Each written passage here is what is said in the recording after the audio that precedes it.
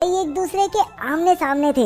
Jiang ली ने कहा कि वो अब भी वुलिन से गुस्सा है क्योंकि गुरु ने जियांग ली को नहीं बल्कि वुलिन को वो खास जूते दिए। गुरु को हमेशा लगता था कि वुलिन ही सच्चा कुंफू योद्धा है, लेकिन अब जियांग ली बराबरी का मुकाबला करना चाहता था। आखिर फैसला हो ही जाए कि उन दोनों में से कौन ज्यादा बेहतर है। तभी उन दोनों में जबरदस्त मुक्केबाजी शुरू हो गई, लेकिन कोई किसी पर भारी नहीं पड़ा क्योंकि वो दोनों ही बराबर के खिलाड़ी थे। लेकिन जियांग ली हमेशा से एक खास टेक्निक में माहिर था। उसके एक ही मुक्के से वुलिन सीधा दीवार से जा टकराया और नीचे गिर पड़ा।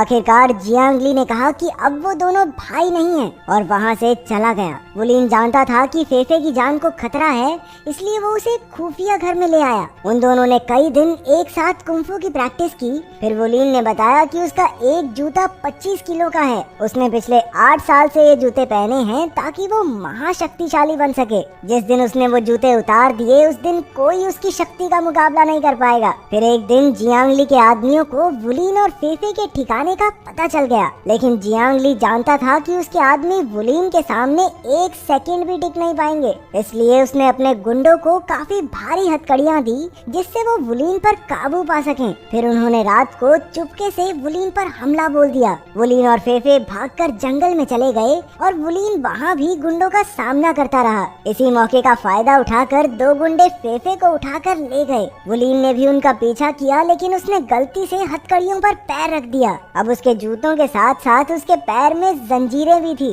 फिर भी उसने हिम्मत नहीं हारी और उन गुंडों को उनकी नानी याद दिला दी। लेकिन आखिर में उन्होंने वुलिन के दोनों पैर बांधकर उसे दीवार में दे मारा। इसके बाद एक आदमी उसे खींचकर एक खेत में ले गया। जियांग ली की आंखों के सामने उसका भाई आखिरी सांसें ले रहा था, लेकिन उसने अपने दुख को गुस्से से दबा दिया। उसने आगे बढ़कर वुलिन की छाती में जोरदार मुक्का मारा।